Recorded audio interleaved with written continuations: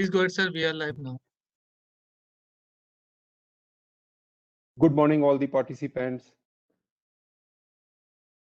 We welcome all of you in this ASSOCHAM event. ASSOCHAM, as you know, has convened this National East Summit on Insolvency and Bankruptcy Code and Valuation. And there'll be a series of such events, and this is the first event. The ASSOCHAM, as such, keeps doing such events for the benefit of the participants and also taking some feedback from the experts and also trying to represent before the authorities for some kind of changes or some modifications in the law. So with this objective, this series is started. Thank you, ASSOCHAM, for giving this opportunity to all of us. The subject that we are going to deal with today is the liquidation and fast tracking the liquidation, closure and dissolution of the corporate debtors. Impact of second wave and preparedness of third wave on proceedings under IBC. Deliberations on recent landmark judgment on personal guarantors. We have eminent speakers with us. We also have a representative of Knowledge Partner, which is CRISIL Rating Limited. Before we start the discussions, I would like to introduce our experts today, the panelists today, starting with Mr. Nitesh Jain, who is the director of CRISIL Ratings Limited. As we all understand, this is the largest credit rating agency in country. The CRISIL Rating is also a knowledge partner for this series. They have prepared a kind of address for the perspective on the discussions today. In the panelist, we have Ms. Jyoti Singh, and she is the founder of AJA Legal and Associates. It's a law firm, and she specializes in insolvency and bankruptcy law. We also have Mr. Ankur Srivastava. He's the managing partner of EZY Laws, again a full service law firm, having specialization on insolvency and other matters. We have Mr. Sutanu Sinha, and he is a company secretary, a chartered secretary, an insolvency professional. He's a partner of BDO India and deals with business restructuring. And he will probably share his experiences of liquidation as a going concern, which is a related subject today in the case of IVRCL. We also have an industry representative, Dr. Sanjeev Gemawat, and he's an executive director looking after the legal aspects of Dalmia Bharat Group. Dalmia Bharat Group is the largest cement producer in the country with 75 years of legacy in cement, sugar, and refractories. We have Ms. Pooja Mahajan and managing partner Chanjok and Mahajan, advocates and solicitors. She's an expert on insolvency law, and we see her regularly before various authorities. We have Ms. Anju Agarwal. She's an insolvency professional from ASC Group. ASC is also an insolvency professional entity. Mr. Sahil Narula is the partner RNC ValueCon LLP. It's a IBBI registered, recognized valuation entity. Our chief guest today is Honorable Justice M.M. Kumar. He is yet to join, and some technical difficulties, some legal technical difficulties were being faced. So with this introduction, I welcome all the participants, all the panelists, and in between, when these technical issues would be resolved, when Honorable Justice M.M. Kumar will join, we will divert for a moment, and we will start the panel discussions. The subjects are very, very important. I would suggest that we will have two rounds of this, for each panelist. We have a total period of about 80 minutes. So we'll start with our knowledge partner, which is Mr. Nitesh Jain from CRISIL Rating Limited. Mr. Nitesh Jain, please. Thank you, Mr. Goel. Request ASSOCHAM team to make me the host so I can share.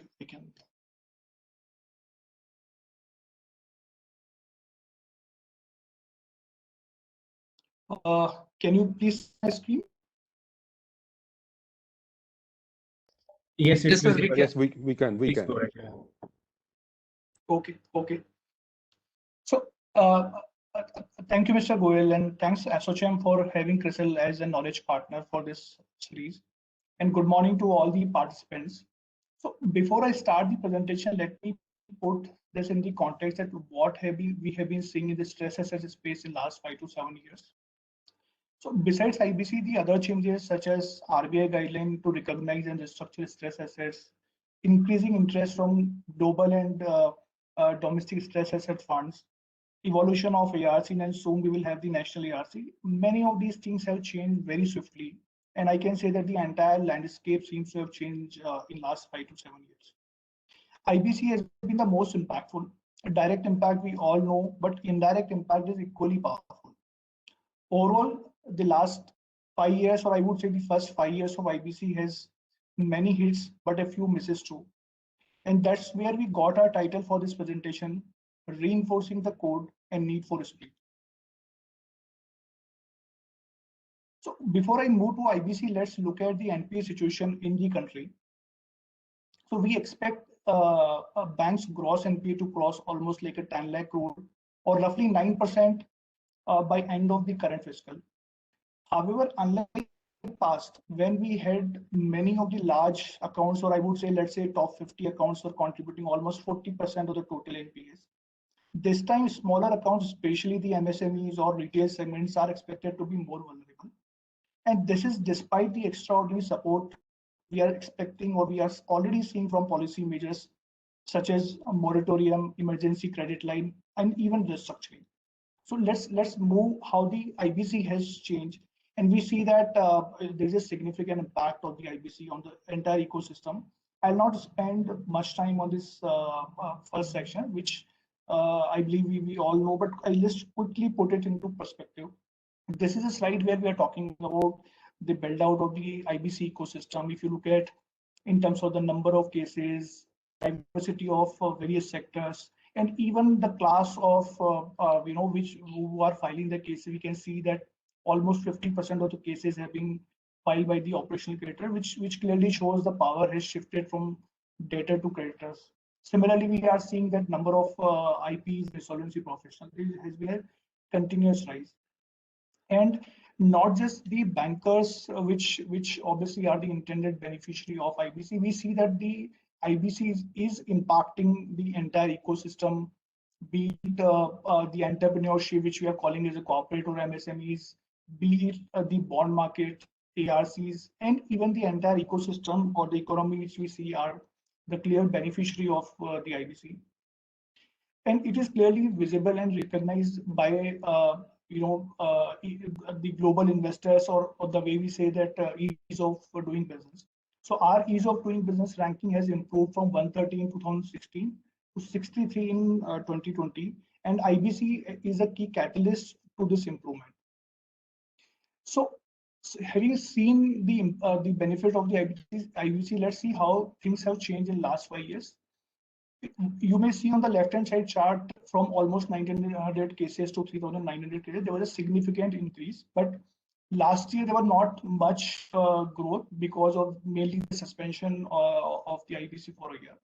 But if you look at the chart on the right-hand side, you see that out of the cases admitted, roughly 348, which is 1/10 of the cases, have attained the resolution plan succeeded.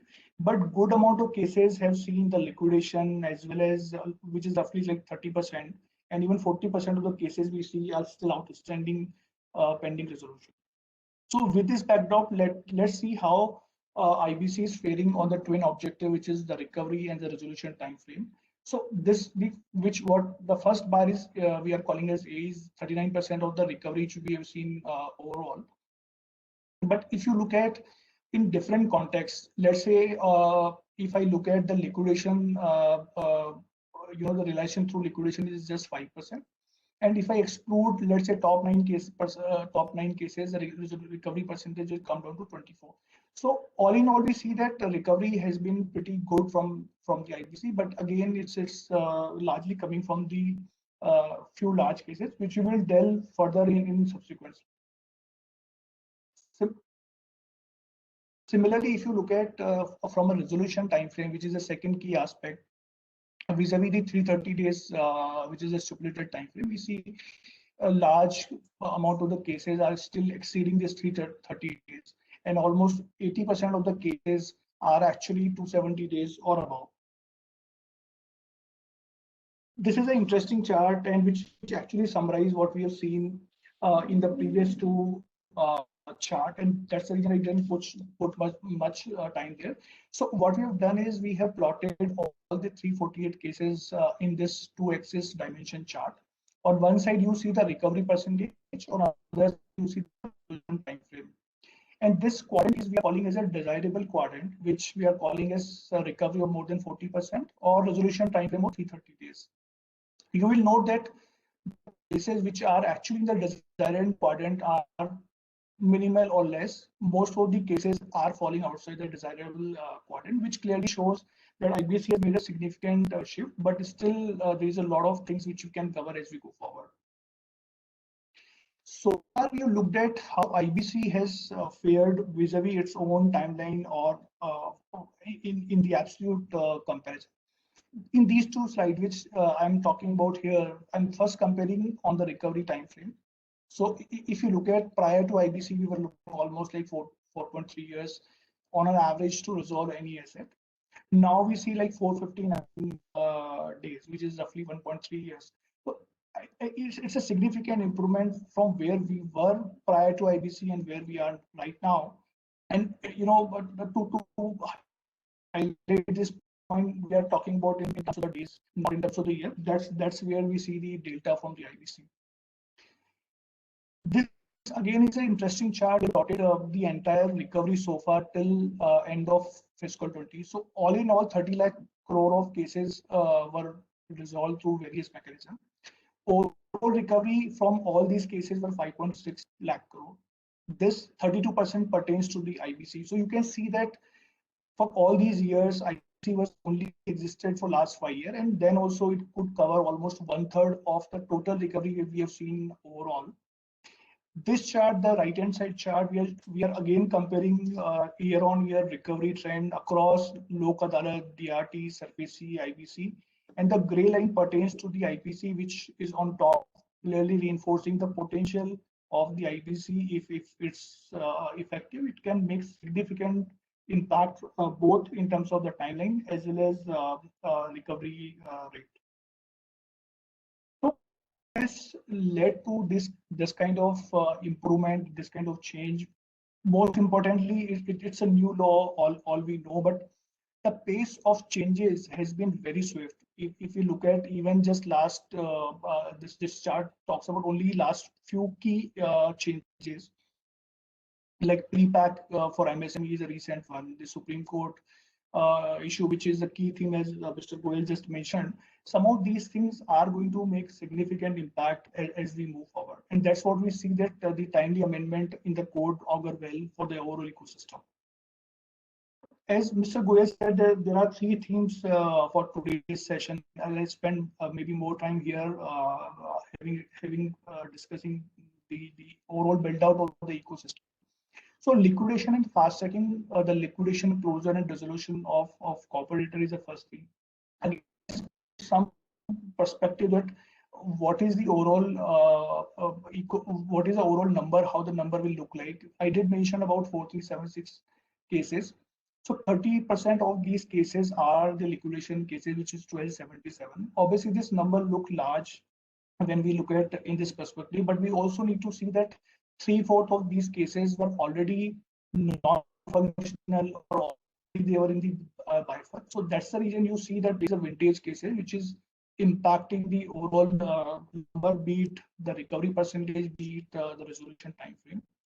And I'll not spend much time here in terms of the reasons, etc. But broadly, if you look at for more than 80% of the cases, either there were no viable plan or there were no viability being established to move away from liquidation. And this was a solution for the liquidation cases. But even if you look at the voluntary liquidation cases, the situation is not very different. Out of 900 cases, only 400 cases have been resolved. 500 cases are still to be resolved, which clearly is a high number.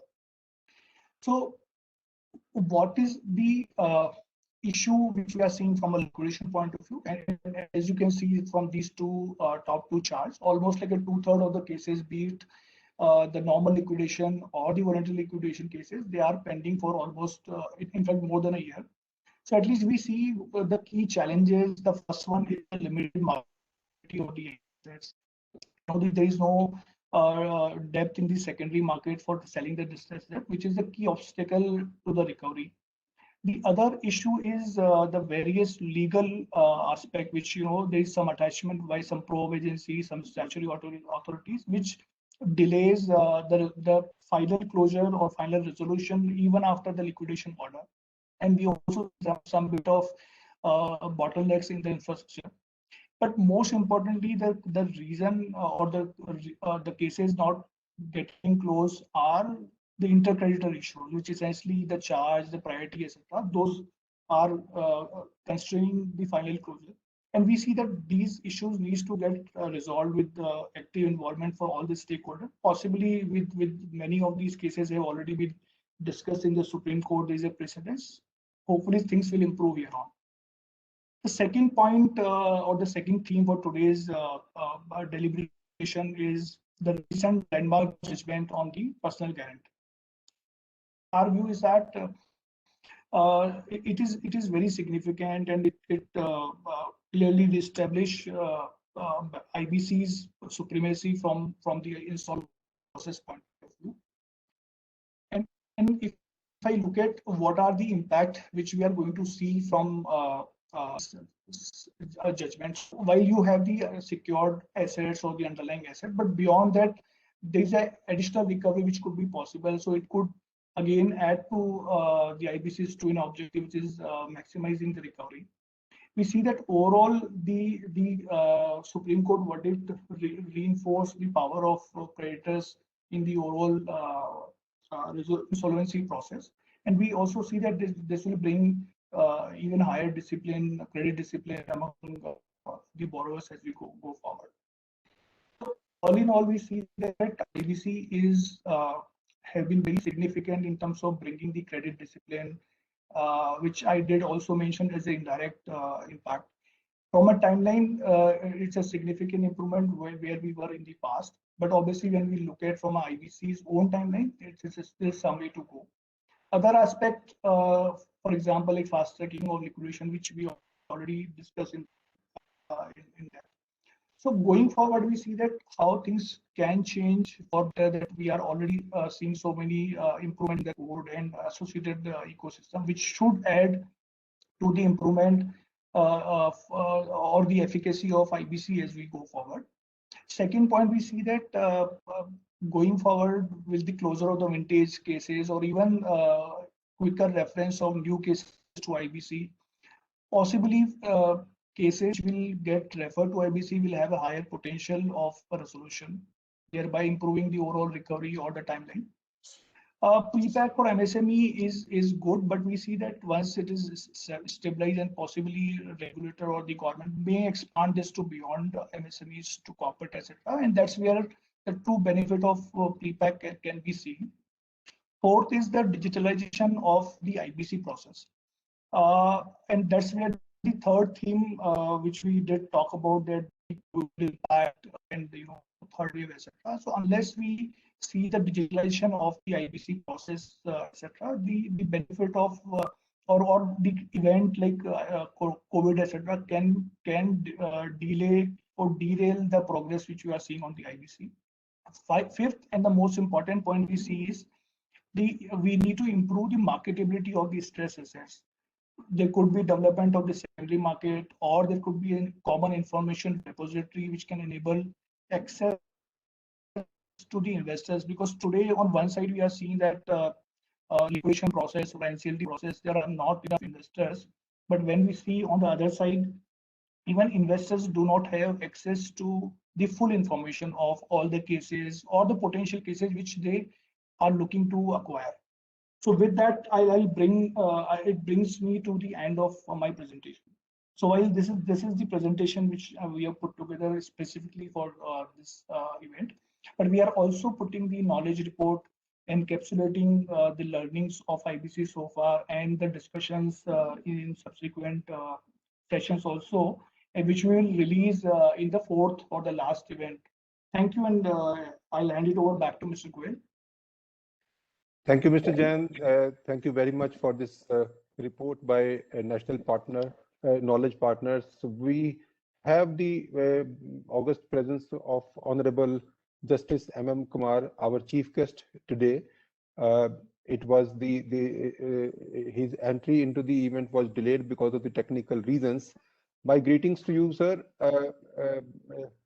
And I would only take an opportunity to ask you, sir, would you like to speak now to give us the guidelines of the event today, or would you like to give the concluding remarks after you listen to the discussions of all the panelists? So, Justice Kumar, while I would like to convey my thanks to you for sparing time and joining this knowledge series started by ASSOCHAM, I would also like to congratulate you for becoming member of the National Human Rights Commission India. So this is a much coveted position, and you deserve it.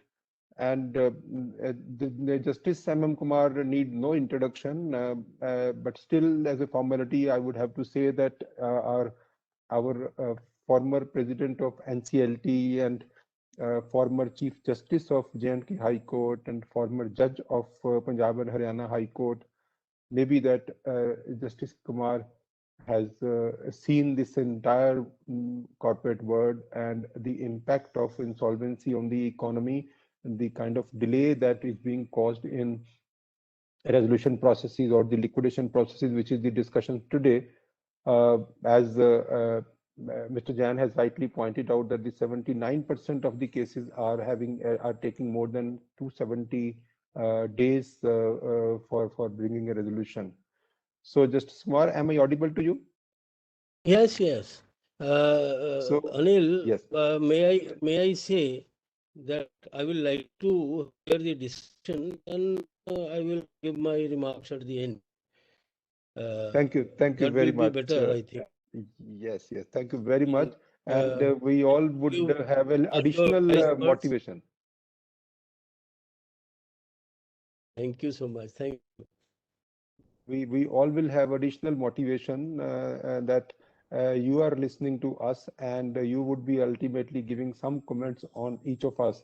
That would be an additional motivation to all of us. Thank you very much, sir. And sir, we have already introduced our panelists. So should we start the discussion, or you would like to know the panelists again? Kindly go ahead. Kindly go ahead. I have the list of panelists before me. Yes. So I will be by that. So the subjects are all known to the participants and the panelists. We may start the discussions by the panelists now, and I would start with Ms. Pooja Mahajan, and she is a prominent lawyer, managing partner of Chandiok and Mahajan Advocates.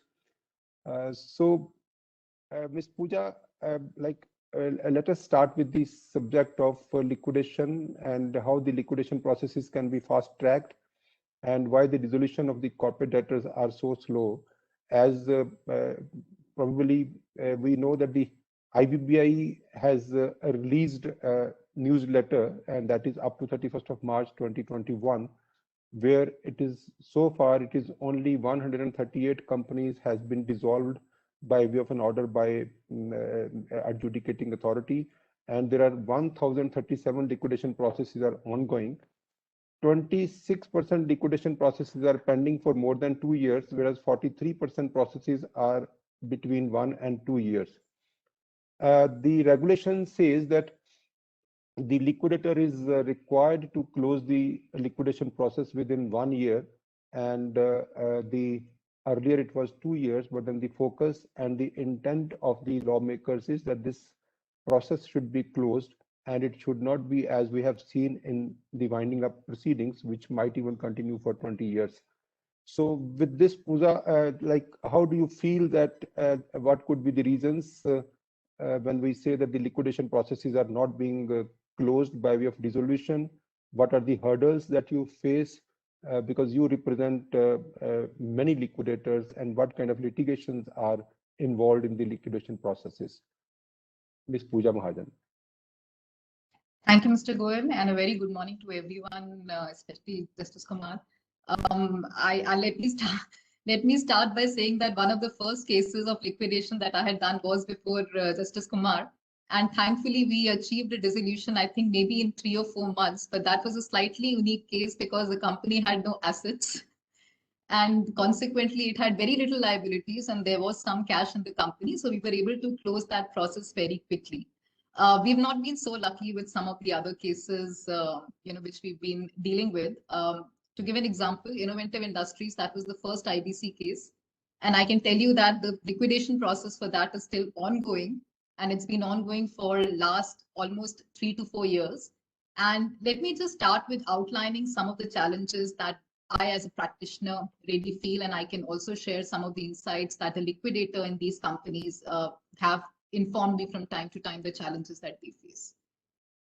Now, I think firstly, we must realize that we are being a little unfair when we talk about the fact that, the processes have been pending for 1 year, 2 years, 3 years, because we have to realize that this is a completely new regime. We have moved away from winding up processes where the liquidations used to be never ending, used to take almost, like you mentioned, sir, 15 to 20 years.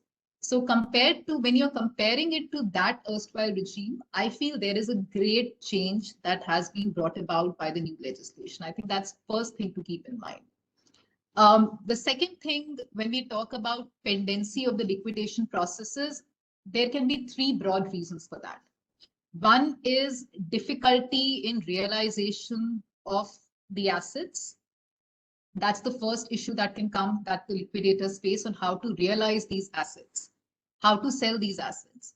And the part of the problem I feel is the lack of clarity in certain laws, especially when you talk about issues such as who are the creditors that are relinquishing the security, are there creditors who are enforcing the security, how do I manage relinquishment of a security when I want to sell the business as a going concern?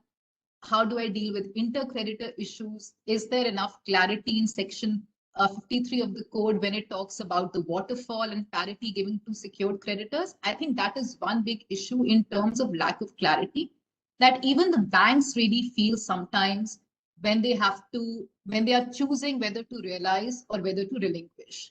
So I think that is one first hurdle that the liquidator is likely to face when he starts selling these assets, is to figure out the security situation on the assets itself and the lack of clarity around that.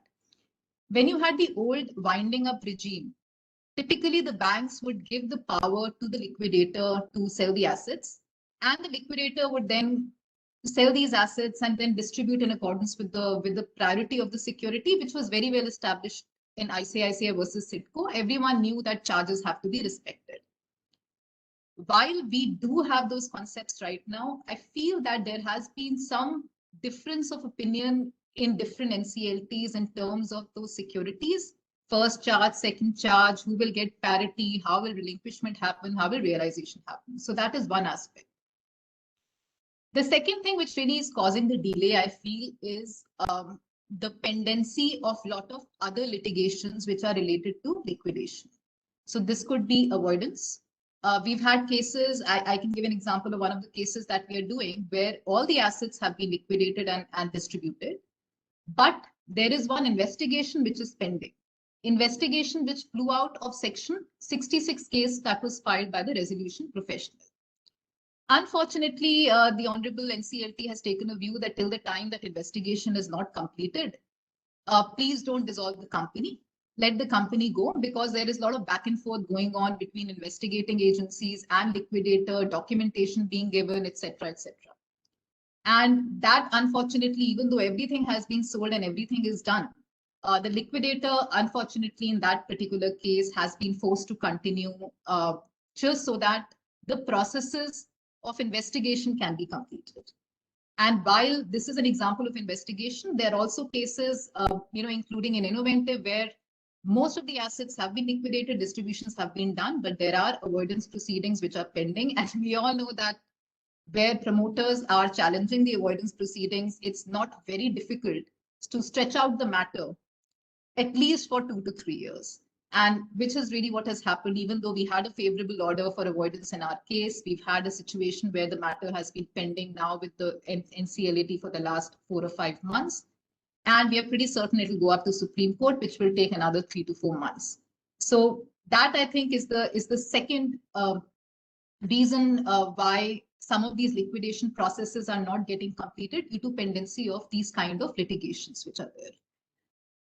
The third is on going ahead and taking control of some of these assets and then actually liquidating them. There, I think there is a certain amount, I would say, maybe blame is not the right word, but perhaps lack of education, which is there in a lot of other authorities when we talk about what the code really does in terms of control and custody of the assets.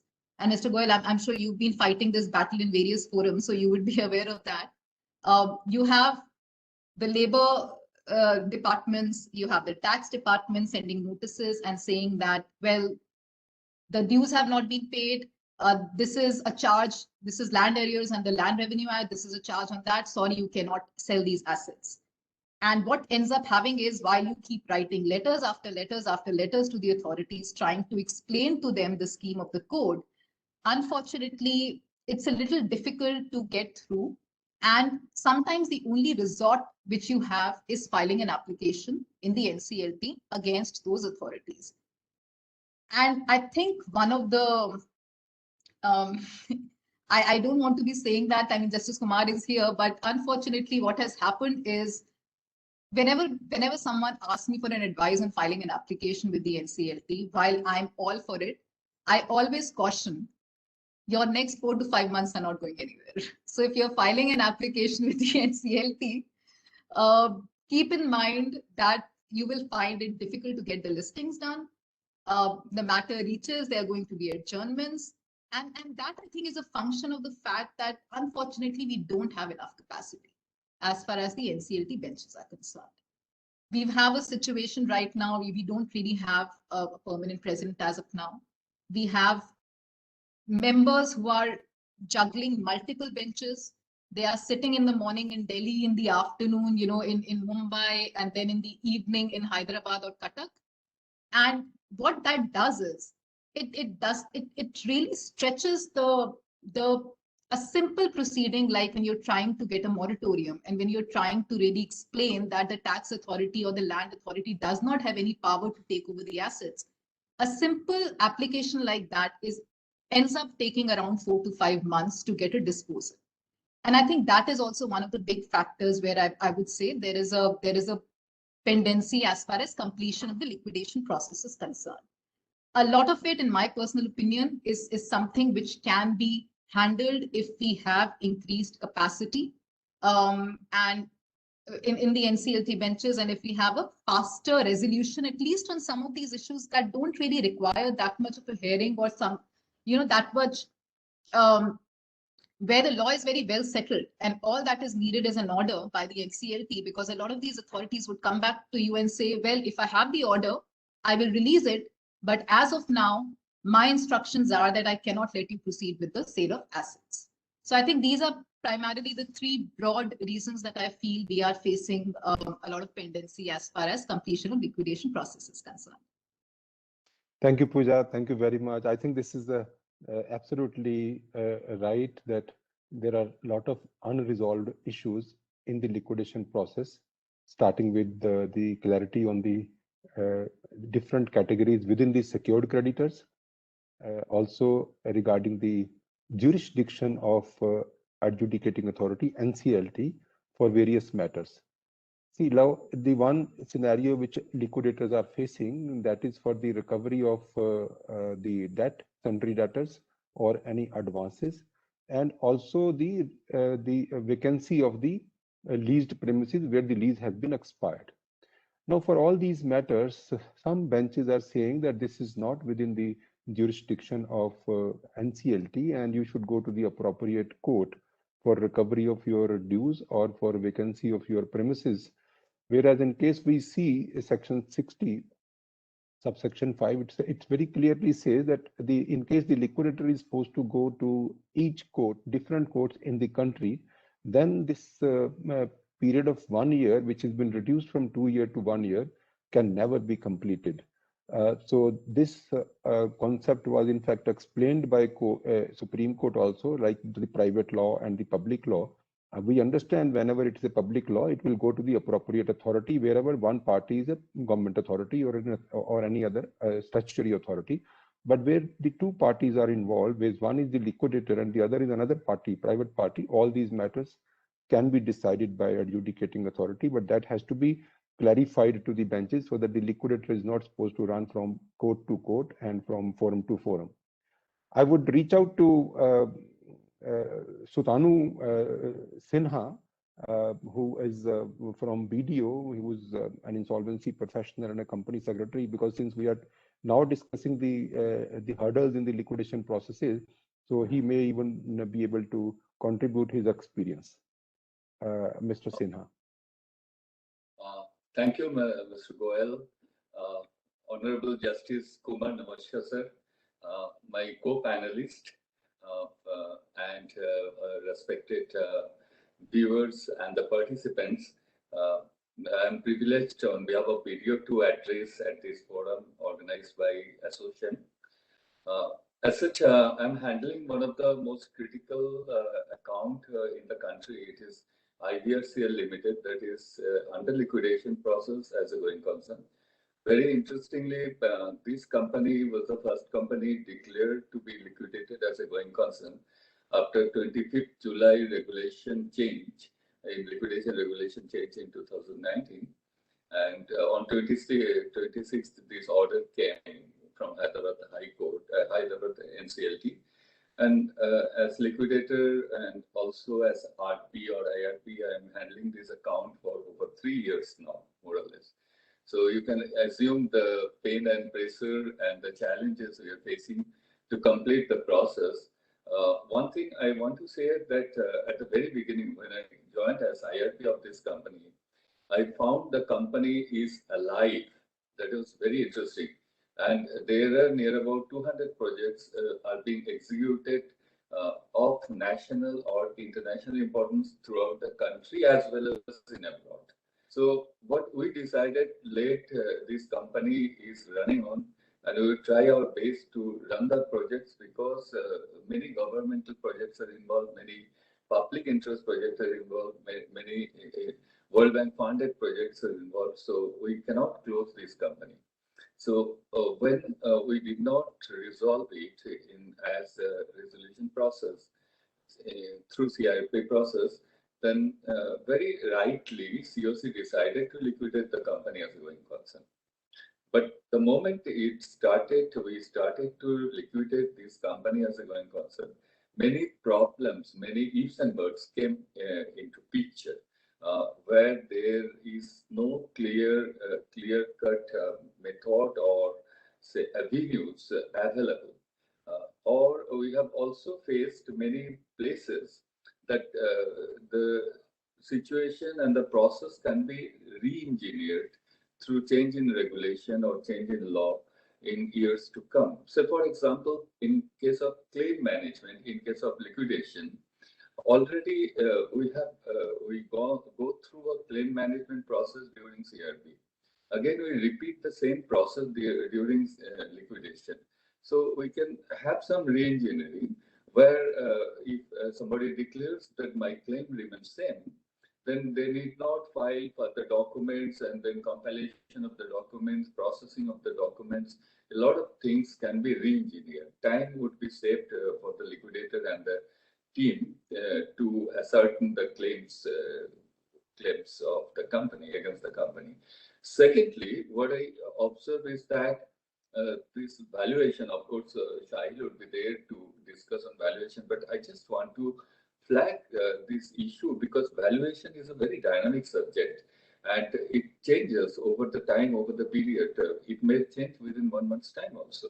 So these need to be addressed and this needs to be very much case specific instead of time specific.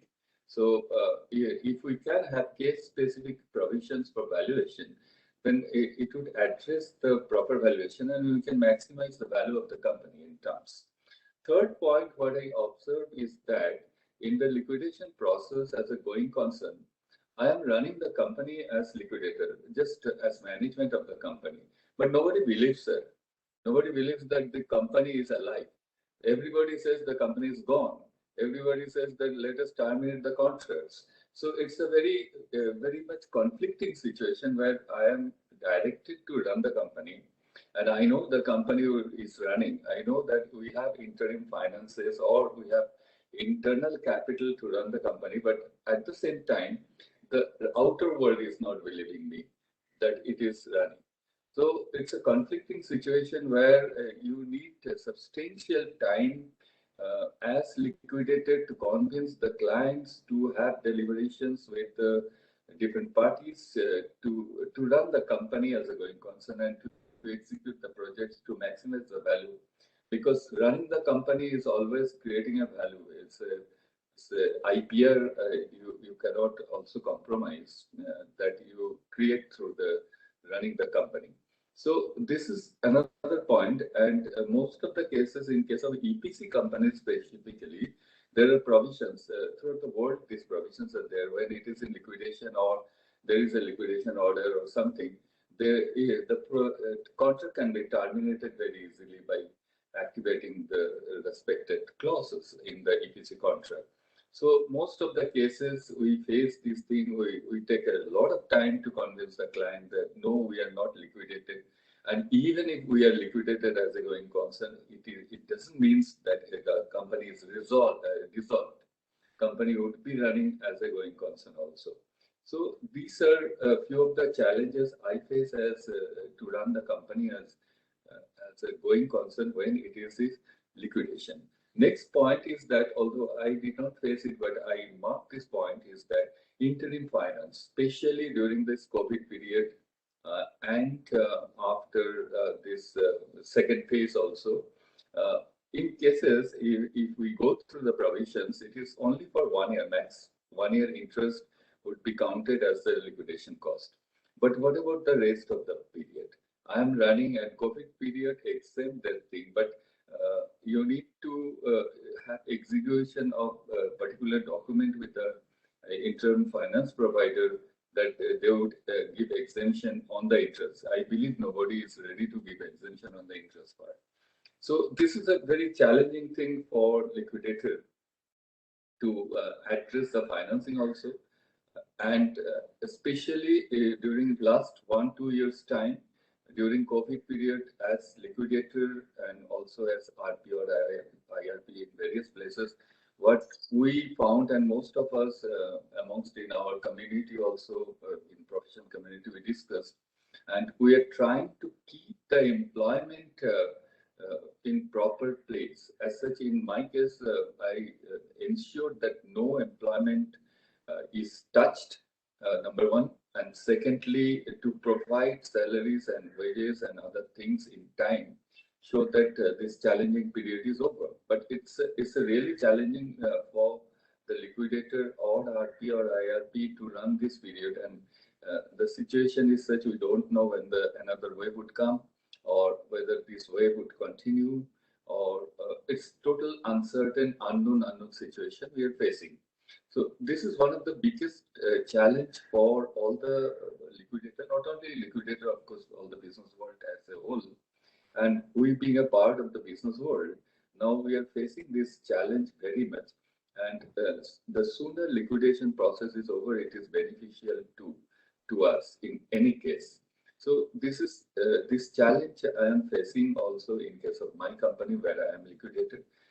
Another problem I faced is that if the company is listed company, and if you are liquidating that company as a going concern, the perception behind, the philosophy behind is that I would have the company alive. I would have the company listed also to be continued. And the browsers are supporting you like anything, although the trading is suspended, but it is not delisted. So now the question is that there is no specific provision in this respect, although SEBI has come out with something on this CRP process. But in case of liquidation process, we need to have some specific provisions when the company is going to be liquidated as a going concern. Because tomorrow it would be attractive if the listing listing title is continuing in those cases where liquidation is going on as a going concern. Another problem I face throughout the process is that when you are operating under different jurisdictions, means that not only in the country, if the company are having projects in abroad, the facing those problems, managing those is a problem. Secondly, this bringing the asset back in the country is a problem. And there are jurisdictional problem, there is a treated problem, there are security problem. For example, recently I am facing a problem in Afghanistan where the Taliban is reported to have captured many places and where my project is going on. And all of the staffs have absconded the place. The assets are totally insecure. It is not totally secured, it is open now. So these type of problems we need to address in future because now we are a little bit matured in this insolvency solution process. So we need to address all these critical problems so that in future we can resolve the matter in a better, in a first track way, in a professional way. Mr. Sinha would like to conclude now. Mr. Sinha. Yeah. I would like to conclude now because already 20 minutes are over and we only had 10 minutes for each speaker. Okay. I'm sorry I had to interrupt. I'm just concluding. Only one point is that this employees during the liquidation process, if there is some regulation provisions also regarding how to treat the employees during liquidation process, it would be better if the company is going liquidated as a going concern. With this, I must conclude, of course. Thank you very much, sir, for patient hearing. Thank you. Thank you, Mr. Sinha. Thank you, Mr. Sinha. I would request, since we don't have any time now, and all these speakers should restrict the timeline and should observe the timeline. Otherwise, the entire the event would be delayed, and which is not the audience would not like that. I would not spend time on commenting on what Mr. Sinha has said. I would immediately invite Ms. Jyoti Singh for her experience on either why the liquidation processes are being delayed, or in case she is interested in speaking on the personal guarantor, which is the recent judgment on the Supreme Court in the case of Lalit Kumar Jain versus Union of India on 21st of May. I would invite Ms. Jyoti Singh, please. Thank you so much. Thank you, SOCHAM. Thanks, everyone. So I would like to move on because I think Pooja really covered everything very nicely with respect to a practitioner's view.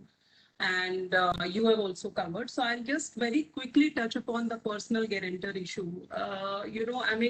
from the beginning of the IBC, while this has been really, in that sense, very clear in IBC itself, that extinguishment of a debt of a corporate debtor does not mean that the personal guarantor will be relieved from the obligations.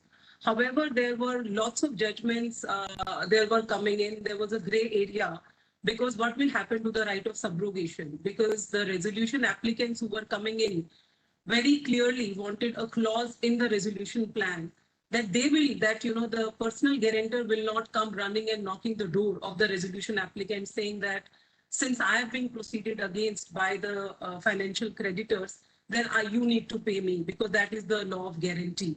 So I think the judgment which came out on 21st of May 2021 by the Honorable Supreme Court in the matter of Lalit Kumar Jain versus UOI has upheld the validity of the notification of November 15, 2019, which basically said that the personal guarantors are not left scot-free and they have to, in that sense, the proceedings against them can proceed. There were lots of arguments made as to why the personal guarantors or this notification is bad in law. I will not get into that.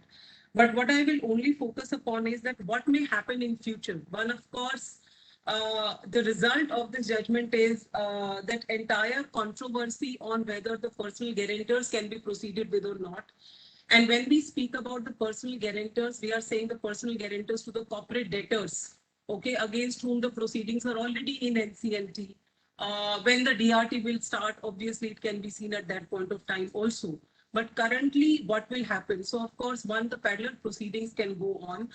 If the CIRP gets concluded beforehand, the creditors are not deterred from proceeding against the personal guarantors. And ultimately, the way we have seen the entire landscape of lending in India till now, personal guarantors are normally the promoters of the company, who are giving the personal guarantor. There are very rarely third-party personal guarantors in the business landscape that we have right now. While it is a very good judgment in terms of clearing the path for more recovery, which IBC in any case is sort of moving towards. However, what needs to be seen in future is that whether in the larger scheme of things, the personal guarantors can be left remediless. Specifically so when they do not know at the beginning of the CIRP whether there is any liability that is coming against them or not. So while this judgment is a welcome move in terms of, because it has cleared the path for all the creditors to recover from the personal guarantors, they can't run scot-free. But what needs to be seen is that how can it be little more reasonable for the personal guarantors also. Should then there be some changes in the law where the lenders need to parallelly move against the personal guarantors as well as the corporate debtor, and whether the personal guarantors can, also attend the COCs as if so required at some point of time, so that they're at least aware what is happening in the CIRP. Otherwise, in a larger scheme of things, while it is a very good move, but what will happen, to these personal guarantors whose right under the Contract Act is being taken away because IBC is supreme in that way. Secondly, what also needs to be seen is what will be the impact in future in lending. Will anybody stand as a personal guarantor in future? In case now everybody is aware that the right of subrogation is not available to them. So in future, whether the lenders will then be focusing more on the security of the corporate debtor itself, which means the movable, immovable properties, or the business value of the corporate debtor, rather than backing it on the personal guarantors or the promoters' word. So this is my little bit, Mr. Goyal. I understand that the time is limited, so I'll stop over here and I'll let other panelists jump into it, and I'll happy to speak subsequently if there is time. Thank you, Ms. Jyoti. Thank you very much. I hope. But this issue of personal guarantor is actually very, very important. While we have seen three views about the liquidation processes, one view from you has come on the personal guarantor. I would ask now Ankur Shrivastava about the Supreme Court judgment in the case of Lalit Kumar Jain versus Union of India. And as probably Mr. Srivastav, you understand that what could be the objective of the lawmakers? Why this personal guarantors has been isolated? Of course, the Supreme Court has held that yes, they can be isolated while the other individuals in the country are not subject to individual insolvency. Only personal guarantors, and that too who has given the guarantee to corporate loans, has actually been isolated, and the insolvency is being made applicable to them. So this has been a bigger discussion in this Supreme Court judgment. And would you be able to put some light on why the personal guarantors are being targeted, why the other individuals who have given loan or who has taken loan or granted loan given to partnership firms, proprietorship firms, Mr. Ankur Srivastav? And thereafter, actually, I would like to go then to the valuation perspective, and finally to the industry perspective to Dr. Sanjeev, so that Dr. Sanjeev would in fact deal with all the three subjects. What kind of expectation or impact is there on the industry? So, Mr. Srivastav. Good afternoon, Mr. Goyal, Justice Kumar, and my esteemed panelist, and also to ASSOCHAM to giving me this opportunity. In 2016, IBC has come, the provision related to corporate debtors were introduced, and but the provision relating to the personal individuals and partnership was kept in abeyance. And because initially the system was to be streamlined, the system of the corporate debtor was left to the NCLT, and it was thought that matter related to the individuals and partnerships, etc., will go to the DRT. So over the period of 2 years, when the things were moving, and then a lot of judgments have come where the corporate guarantors of the corporate debtors were considered to be in the same pedestal. So actions were taken against the corporate guarantor of the corporate debtor. Then the question arises, why the difference between the corporate guarantor and the individual guarantors? Individual guarantor, mostly in the case of the corporate debtor, is supposed to be the promoters or the directors, or the immediate relative of the promoters or the directors of the corporate debtor, which has taken the loans from the banks. Over the period of time, it's also seen that the proceedings were initiated against the corporate debtor. At the same time, individuals who were the personal guarantors were immune from their things, and they were continuing their things as it is, and without not much stake. And thereafter, in the matter of the SRs and other judgment, it was thought that whether in the resolution plan, once it is passed, whether the liability of the personal guarantor also extinguished as part of that, where it has been held that the resolution plans, passing of a resolution plan, is an act and operation of law. It is not that it automatically free the personal guarantors. Then when all this was going on, then on 25th November 2019, government come with a notification where they effectively notified the provision relating to the personal guarantors of the corporate debtor, and make it effective that they can be action can be initiated against them in the same forum, that is the NCLT, without going to the DRT in the case of the individual borrowers. So they make a distinguishment between the personal guarantor of a corporate guarantor and as well as the individuals for which the DRT was the right forum. The objective was that all the matters related to the corporate debtor should be dealt in a single forum, so that that the honorable adjudicating authority can, who is seized of the matter, is take the holistic view of the entire things, and all the parties, whether it's a corporate debtor, corporate guarantor, or a personal guarantor, can be dealt with the same forum. These provisions relating to the personal guarantor were effective from 1st of December 2019. Certain banks have initiated the actions, and the most famous was the actions against the Reliance Anil Ambani Group chairman Anil Ambani, against which the State Bank of India has initiated the personal guarantee proceedings.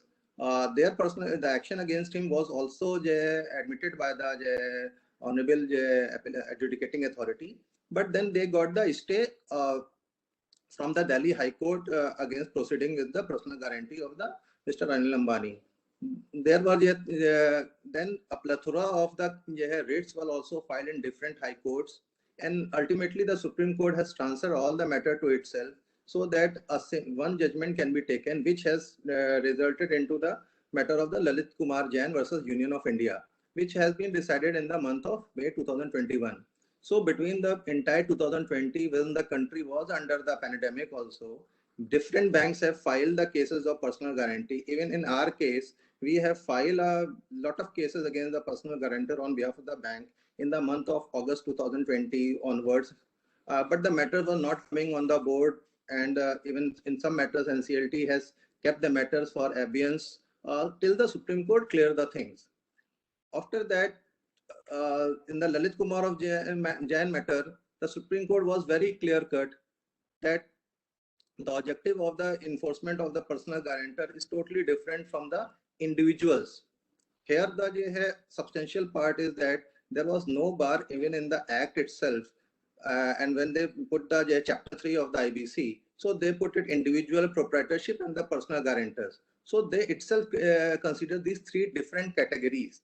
And out of this one category, personal guarantors have been taken. And as per the industry estimate, I think CRISIL in its report may have also mentioned almost more than 1.5 lakh crores of worth of assets are subject to the personal guarantees across the various banks where the actions can be initiated. So State Bank of India, Union Bank of India, IDBI Bank, various banks have started these proceedings. So this process was going on.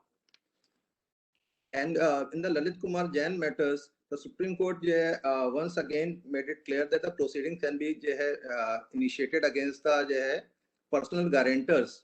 One of the reasons what the Supreme Court has given was, just one second.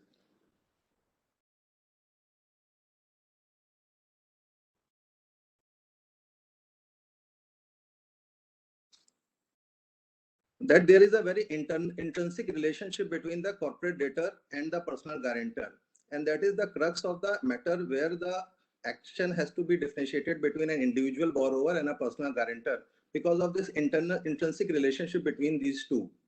And in most of the cases which have been found that a lot of money which has been, I can say the siphon off or some transactions that happen, it's between the individuals who are controlling the company have done it, because companies in any case, corporate debtor is an artificial legal person. And if we take the action about the restructuring of the company only without taking any concrete action against the borrowers or personal guarantors, the whole concept will not go a very long way. And when the action will be taken against the personal guarantors, it will give a more pressure on them to come for a proper settlements and proper resolutions of the debt. As Ms. Jyoti has said that they should be given representation on the COC, or in the case of the personal guarantor or the subrogation rights are there, they can be challenged. Normally under the IBC itself, as part of the CRP, directors, suspended directors are supposed to attend the COC meeting, though they don't have the right to vote, but they have been clearly clear that they should be given all the documents and everything, and they have the right. And most of the cases, they participate in the meetings and they are aware of the proceedings also.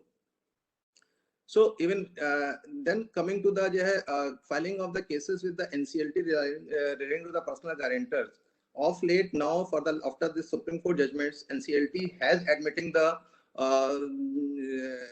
cases against the personal guarantors. Here again, the role of the proceeding is little bit different vis-a-vis the CRP and the personal guarantor.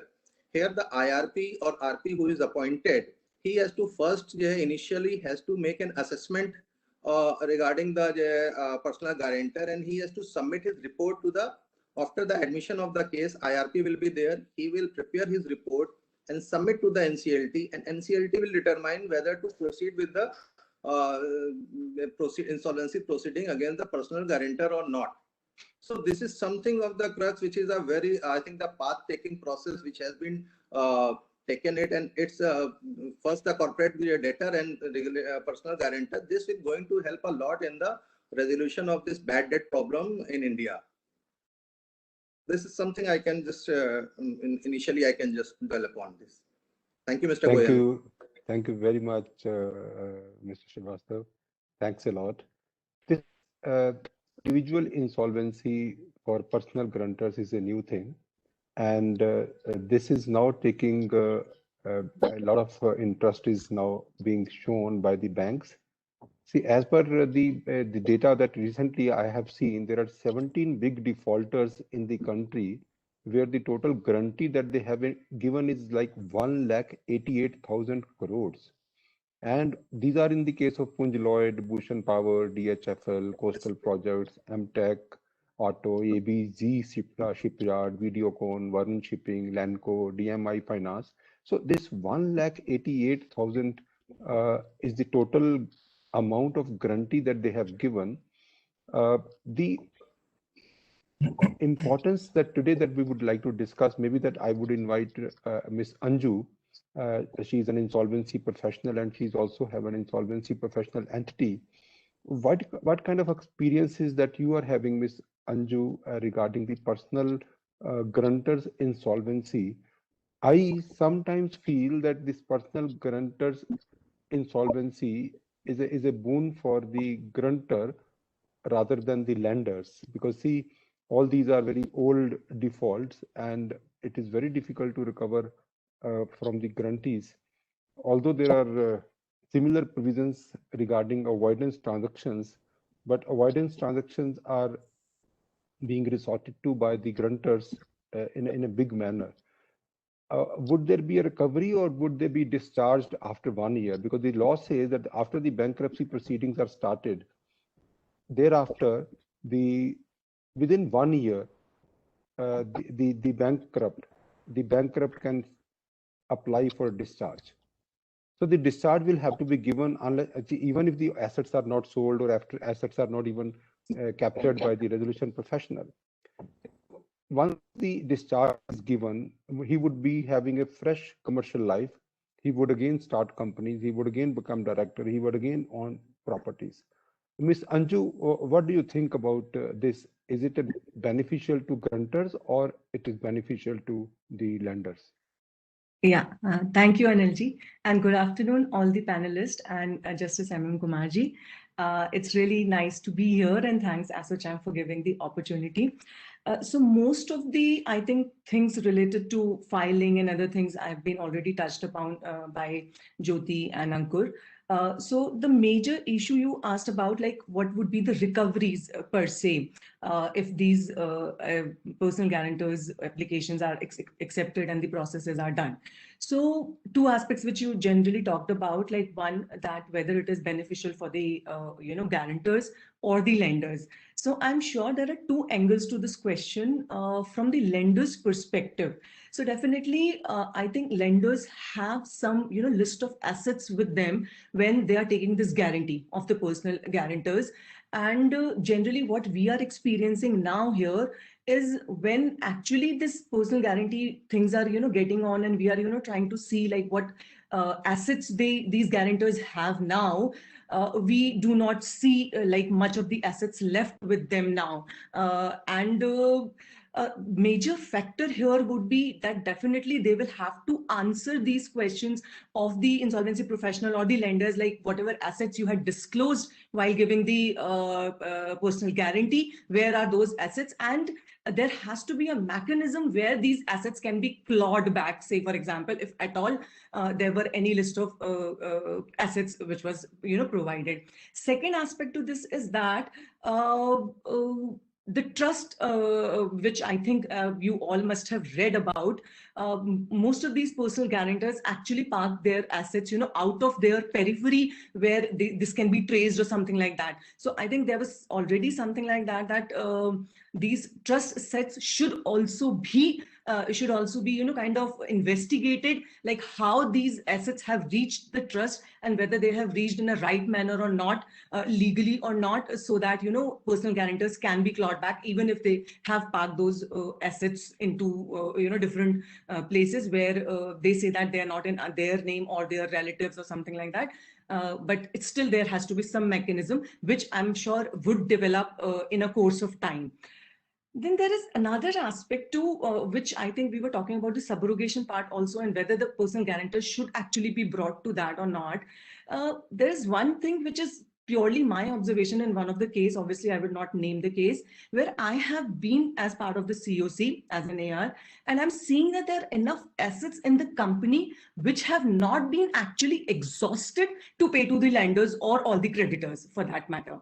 And we can clearly see that there are enough, but because the RP or the COC has to go by the valuations of of the case or whatever valuation have been provided, but there is very apparent, it is very apparent from the corporate debtors books and the assets that the all assets have not been exhausted by RA, and still the obviously, because if the debt part of the corporate debtor has not been kind of satisfied to the full, then lenders will go after the personal guarantees, obviously. So I think that aspect somewhere has to also need to fixed in, because then personal guarantor or the means the director or the MG managing director who has given the guarantee would say that you did not exhaust all the assets of the corporate debtor, and now you are coming after me for the personal guarantees which I had in any case given. Then also it has to be looked upon how and when these person, because what is the current scenario as per my understanding, lenders are not going by most of the personal guarantees, and in fact in many of the developed jurisdictions it has already been a practice that they are actually kind of limiting the liabilities of corporate debtor to the extent if the directors or the KMPs of the company has actually not done anything malified, and it can be proved somehow, so then they will not be put to personal guarantees for those loans. And now lenders are not much asking for the personal guarantees, rather they are looking for more assets or collaterals or some physical sort of guarantees or the assets of the corporate debtor only, because then they see that maybe later on they will not be able to fetch any value from the personal guarantors or something like that.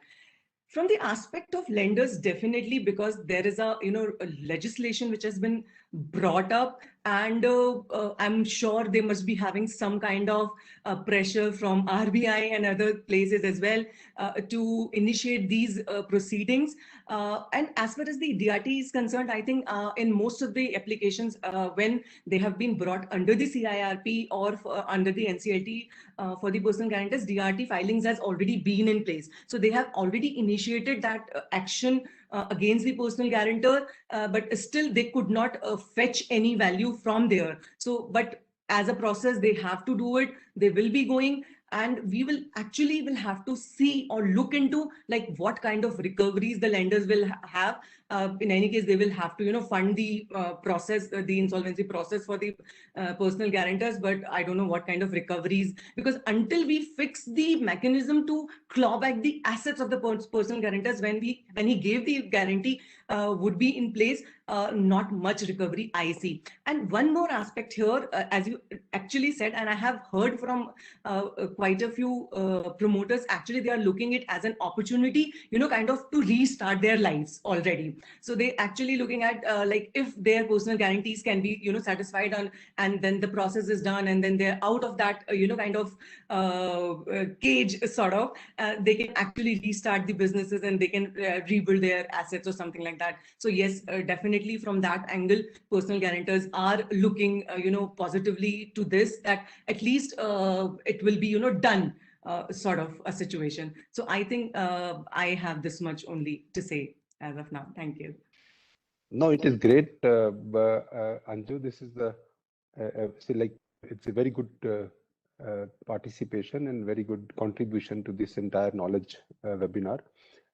We have seen the participants speaking about the hurdles in the liquidation process. Mhm. We have also seen participants talking about the personal insolvency for the personal guarantors. Then in both these scenarios, one aspect which is common, that is valuation of assets. Yes. This is also one of the hurdle.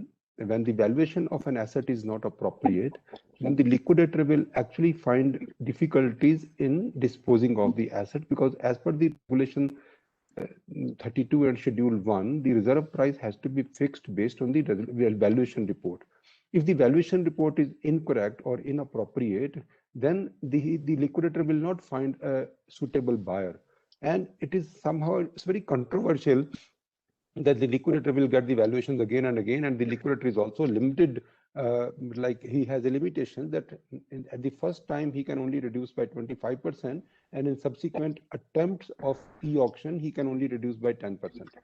So this also is common in the individual insolvency, because the value of the individual insolvency depends upon the assets of the individual, and also depend upon the valuation. We have Sahil Narula, who actually can comment how the valuers can contribute for faster conclusion of the liquidation process, and how the valuers can help bankers to decide whether they should go for the personal insolvency or not. Sahil Narula. Thank you so much, Anilji. And a very good afternoon to all, one and all. Warm welcome to Shri M.M. Kumar, Chief Justice. I will quickly come to the subject matter and the question addressed by Anilji. So there are certain limitations as we begin.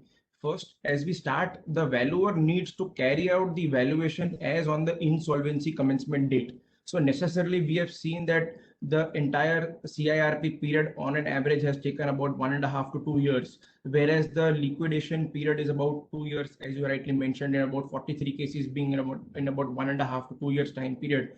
So first and foremost, the challenge is that in these times which are so fast changing, and more so after the advent of COVID, like we had pre-COVID and post-COVID era now, as we say and as we speak, there are two different eras that we live in now. So but to have a dynamically changing and adaptive situation, what we have seen as an experience in such cases is that while there was an insolvency commencement date or a liquidation commencement date valuation, the COCs and the resolution liquidation professionals are going for a fresh date, current date valuation. So what that necessarily does is it is able to capture the reality on ground. May it be dynamically changed primarily because of the elapse of time, advent of any other extraneous events such as the pandemic outbreak, so on and so forth. But the idea is to come as close as possible to the current date, because the resolution applicant is going to bid in the current date.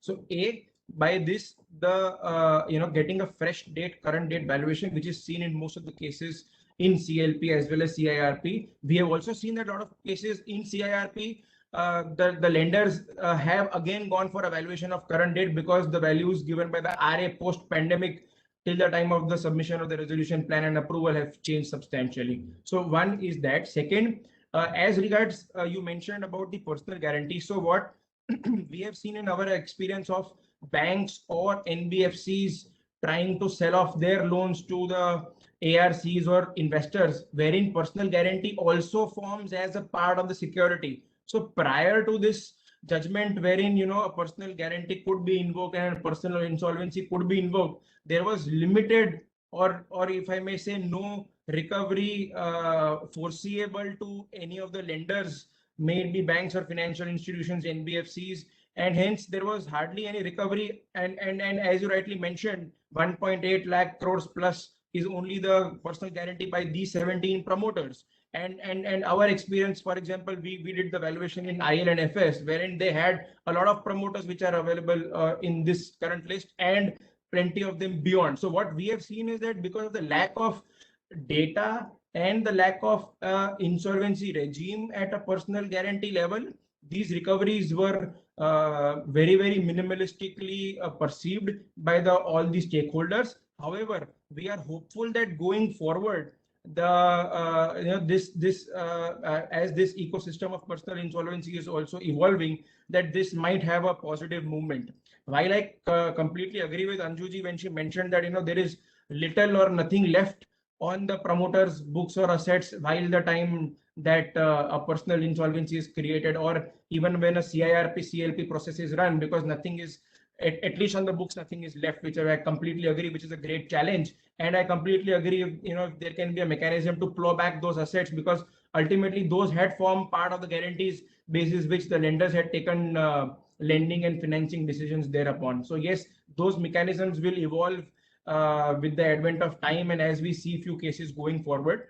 But overall, we are quite bullish as far as, just to give you some light in terms of perspective, in terms of value, we have seen about 138 odd cases seeing dissolution, out of which 50-60 odd cases had successfully seen money flow in. So the liquidation value versus the realization which ultimately happened was about 90%. So hypothetically 100 rupees was the liquidation value estimated, whereas 90 rupees was the value which was ultimately realized, which is reasonable in terms of at least having some second attempt of realizations. However, having this comparative versus the successful resolutions, in the successful resolution, the realizable value ratio to the liquidation value was 190%. So what we have seen necessarily is that in successful resolution processes, the realizations have been significantly higher as compared to the successful dissolution processes under the liquidation. So again, sum and substance being that the first attempt, even in liquidation, to be under going concern scenario, as Shudhanu sir is a living example of IBRCL, which he recently mentioned as well. So the idea and intent of value maximization might happen if the company is kept alive, which is clearly seen by these numbers also. Another perspective would be in terms of the admitted claims to the recovery happened. So for the successful resolved companies in CIRP, 50% of the total admitted claim were realized, which is a significant amount for the resolved companies. However, this percentage for the liquidation dissolution companies is only 10%. So this again is a large 5x delta gap that we have seen, which clearly signifies that the first attempt is to resolve a company under CIRP, and hence if that God forbid fails, then probably have the 32A to F6 modes of sale and look at the value maximization and additional recovery to all stakeholders by those means. Thank you, Sahil. Thank you very much. I think we have now seen the liquidation processes are facing a lot of hurdles.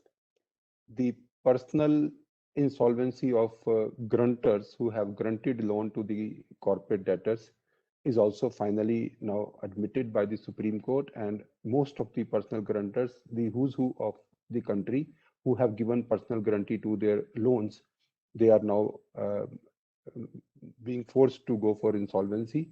And once the bankruptcy will start after the insolvency, there are two processes. First, the 6 month, 180 days that we have to resolve the insolvency of an individual, and thereafter the bankruptcy.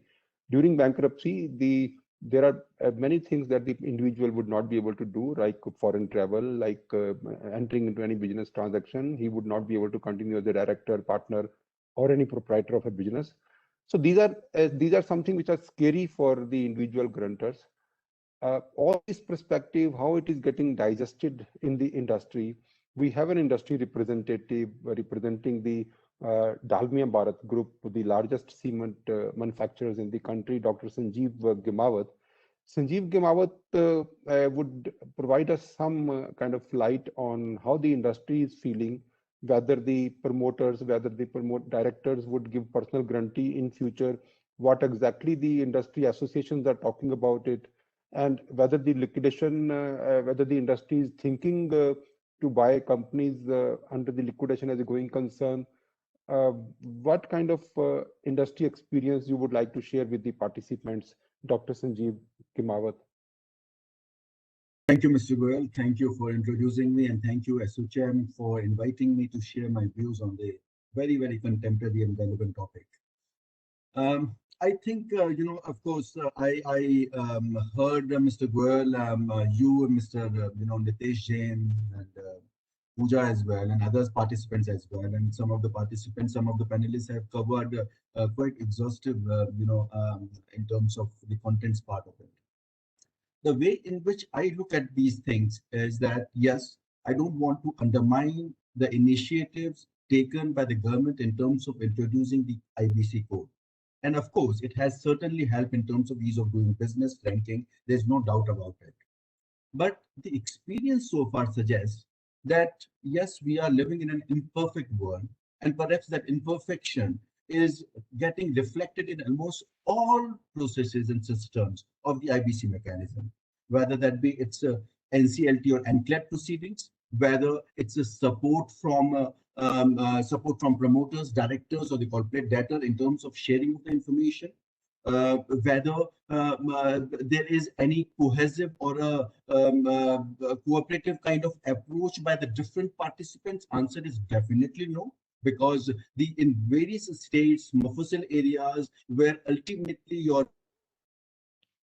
process is getting implemented, whether that be a revival process or a liquidation process, you are interacting with the number of government agencies, organizations, etc. And there is no collective and cohesive approach in terms of addressing the concerns of the industry or even IBC per se. So this is what the imperfect world which we are having. Data, of course, suggests that. The total revival cases were just 13%, just a 348 perhaps odd cases. And what is the total recovery rate? And recovery rate is just 39%. Now, in the earlier regime also, we could achieve that. Of course, from a timeline standpoint, perhaps we were better off as compared to the previous regime. But as far as the total collection recovery is concerned, perhaps we are not much better off. The one agenda item which you have, expressed in terms of the liquidation process and the difficulties in the liquidation process, and I completely agree with Pooja's comments on this, that there are issues in terms of realization of assets. There are issues. There is a clarity in terms of various laws. There are issues. There are issues in terms of pendency of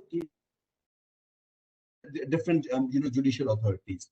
Now, this is what the problem which we are facing, whether I'm again saying whether revival or the liquid process, issues are the same, issues are the similar issues. Now, the difficulty here is that in a situation that, no, just to give example, you mentioned about the liquidation cases. In liquidation cases kind of scenario, there are cases where the time period has gone beyond 1,000 days. Nitesh has explained that 460 days average period, but then there are cases where the time period has gone, beyond anybody's imagination. Now, how to control this? Can we control this where there are different variables, there are different participants, and all different participants have their own issues and concerns? Like, for example, a PF authority would be seizing your bank accounts. You cannot operate those bank accounts, whether the company is under liquidation or revival, because they say that you better pay me my dues. Now, similar would be the cases with the tax authority. Similar would be the cases with the various industry regulators and various government departments. And above all, there would be one or the other cases would get filed by the employees or some past, some other vendors, etc. And whatever the situation is, our courts also entertain those kinds of applications, and they lead to further delays and delays and delays. Now, in a situation like this, I think the solution only lies, and of course, that is also perhaps not be the correct solution or the perfect solution. But then, at least as far as the liquidation cases are concerned, to my understanding and my view is that the moment that order gets passed, there should be a complete standstill.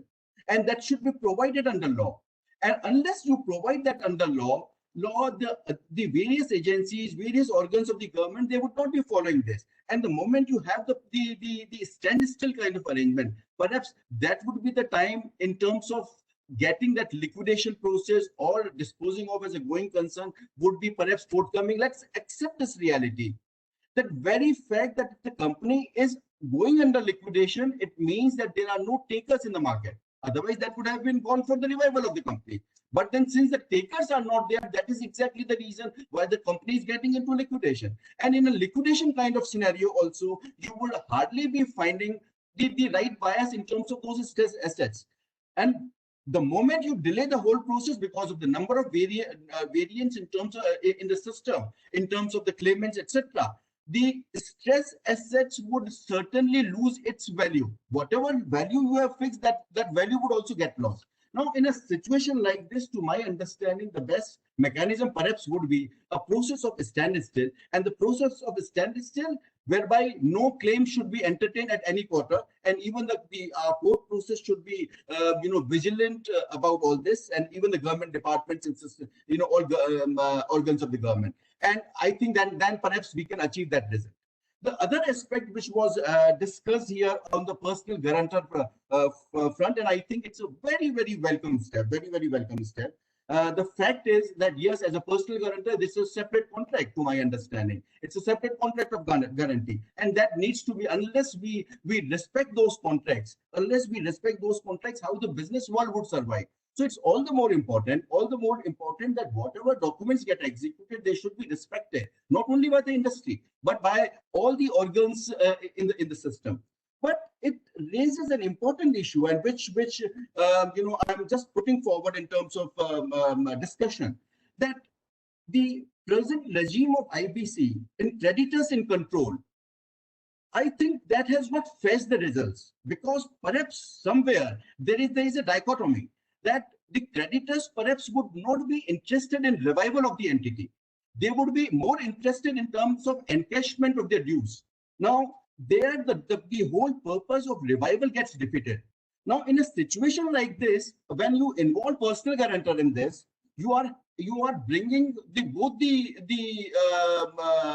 sets. One is the creditors, and other is the corporate debtors of the personal guarantor. At least this would help in terms of fetching a better value as far as stressed assets are concerned. Promoters, directors, these corporate guarantors would be sharing the relevant information with the resolution professional. Everything would be on the table at least, and I think that would greatly help. Perhaps there lies the answer also in terms of revival. Revival perhaps would be in a better position. We might achieve the results of revival of the companies rather than making IBC as a recovery model only, and perhaps this would help. Now, coupled with this, since the law is evolving, I like this concept very much, that if we have this kind of arrangement with a pre-packaged insolvency process, the moment you combine all these things, perhaps revival would be the norm rather than the liquidation. I think there lies the answer in terms of the combining these all facets and going forward accordingly. One more point, I think, which was mentioned in terms of the COVID kind of situation, what should be the scenario, etc. That is also on the subject matter, I think, in the agenda. And my very brief comment in the interest of time would be that, yes, all jurisdictions all over the world, they are putting these kind of norms. The norms can be a time period, norms can be a certain threshold, and which we have also done in terms of 1 crore, etc. But then largely, I would say that, yes, this cannot happen in perpetuity. You cannot have a situation, because these aberrations, COVID-1, COVID-2, COVID-3, or perhaps some other aberrations in the times to come might keep on coming. It does not mean that you will be giving a moratorium in perpetuity. Perhaps there should be some time limit, some threshold, and thereafter the action should be initiated. I think broadly, these are my brief comments on this. Thank you very much for inviting me. Thank you, Dr. Sanjeev. It was a wonderful perspective from the industry point of view.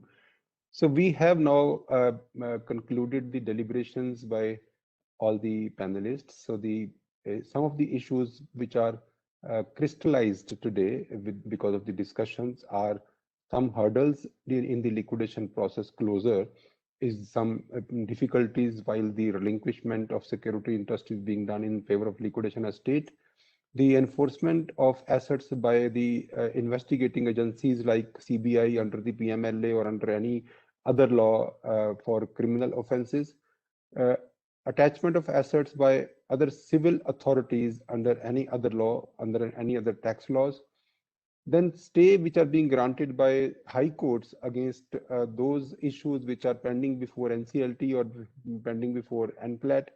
That is also being done without any jurisdiction, as it is very clearly said in IBC.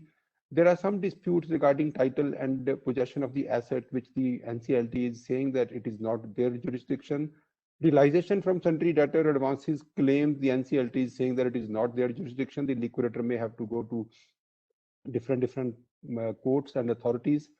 Some of the cases valuations are also inappropriate, and these are some of the highlights which are from the liquidation perspective is concerned.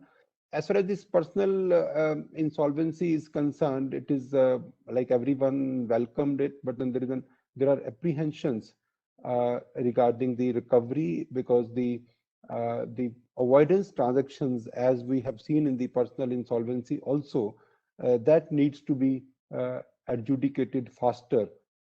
Then only the recovery or the kind of fear of personal insolvency would there. So for all this, we have our honorable chief guest today, Justice M.M. Kumar, and would reach out to Justice M. Kumar for his comment and guidance on all these issues. Honorable Justice M.M. Kumar, please.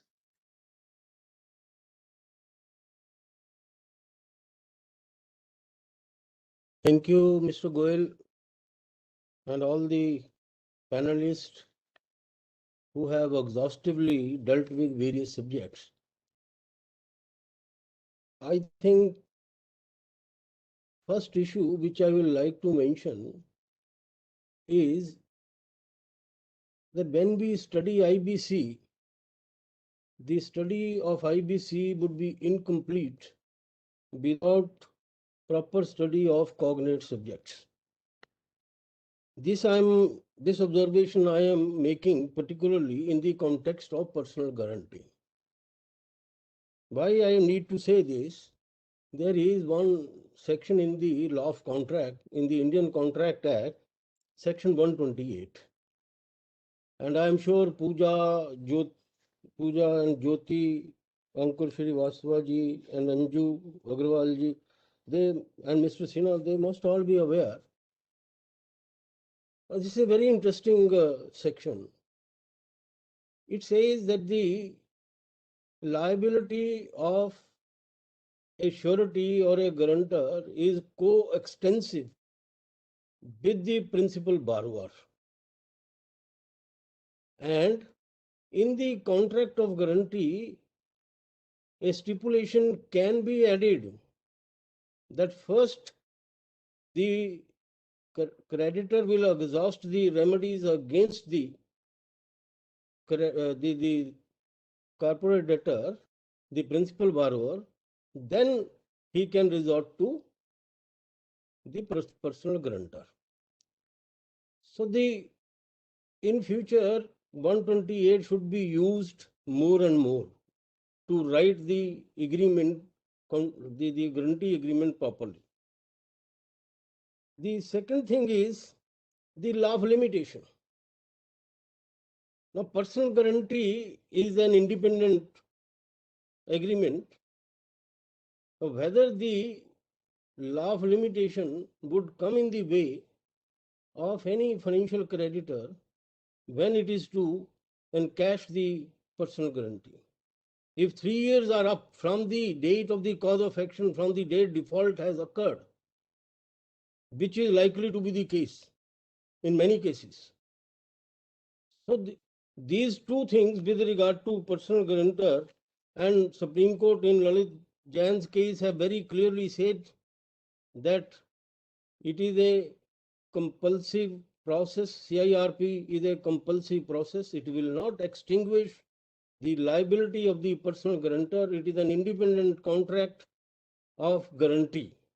Therefore, gone are the days when anybody could say that personal guarantors are also involved in CIRP process. Therefore, they will be not liable after the resolution plan is proved and finalized.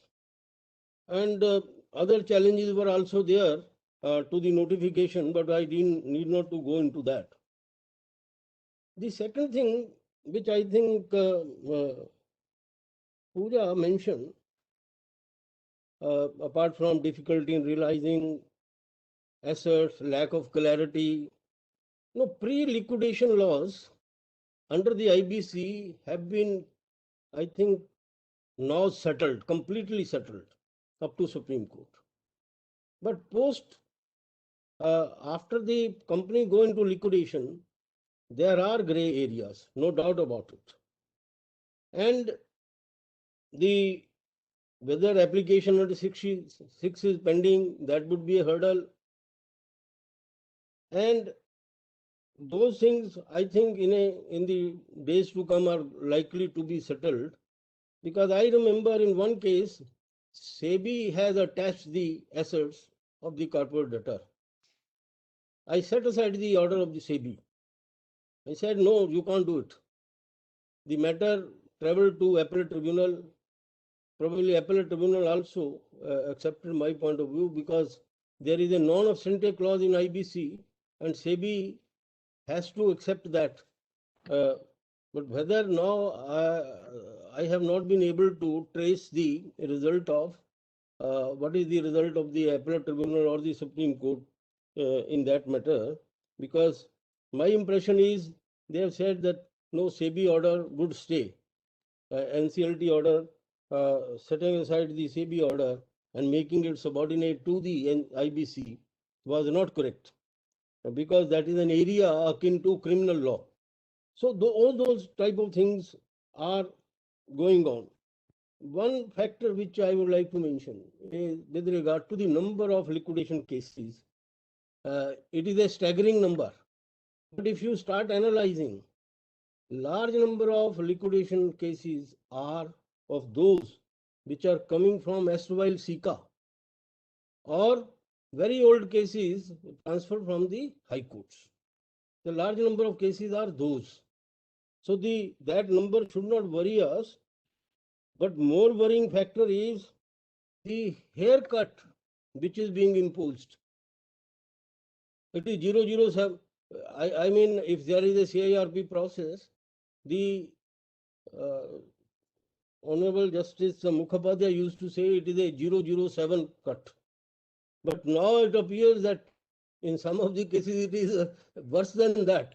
It is a 002, 003. So I feel that is more worrying. And there are writes up in the newspaper, in various journals, that cartels are operating, professionals are not doing their job properly. All sorts of things are now being said in the open. So this type of thing used to be there when winding up proceeding process for 433E was was in operation. But whether it has now started also, I do not know. I remember doing company cases under 433E as a judge of as a company judge. There used to be large number of cartel, and a judge could easily identify that why a bid is not going beyond a particular figure. So that is a slightly, I would say, more worrying. That aspect, how it can be clubbed, that has to be seen. I think professional bodies, IRP, RPs are doing very good job. Chartered accountants are doing very good job. The valuer, I think there need to be some revamping of the valuation system. IBBI made large number of attempts. There are 2 reports which have been given by the IBBI, and I think these 2 reports go beyond 2017 rules. Our law is still very old in so far as the valuation, how to value intangible assets, how to value non-financial assets, contingent claims. There are large number of issues in regard to valuation. I think now the IBBI is trying to build up a whole regime of valuers, bringing them to under one umbrella. Some associations are also being formed. Valuers are being given special training. And I was surprised that these 2017 rules are not, being applied by the tribunal. The earlier speaker have also mentioned about, you see, delay because of shortage of members. That also, of course, is one of the area which need to be. But I tell you, NCLT is a specialized tribunal. It is not like High Court. A High Court judge has to deal with constitutional matter. Under Article 226, he has to decide writs.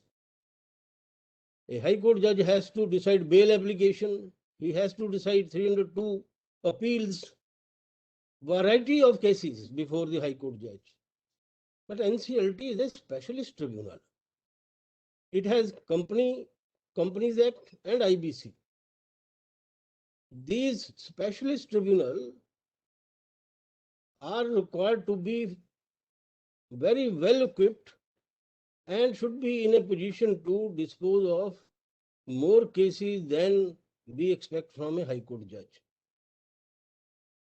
Do you know that a High Court judge in a year dispose of about 2,000 cases? 2,000 cases. And if you look at the data of the NCLT, it is not very, very encouraging. 800 cases, 750 cases, specialist tribunal.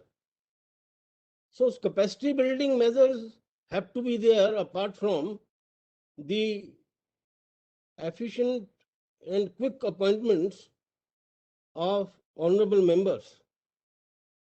I used to hold colloquium.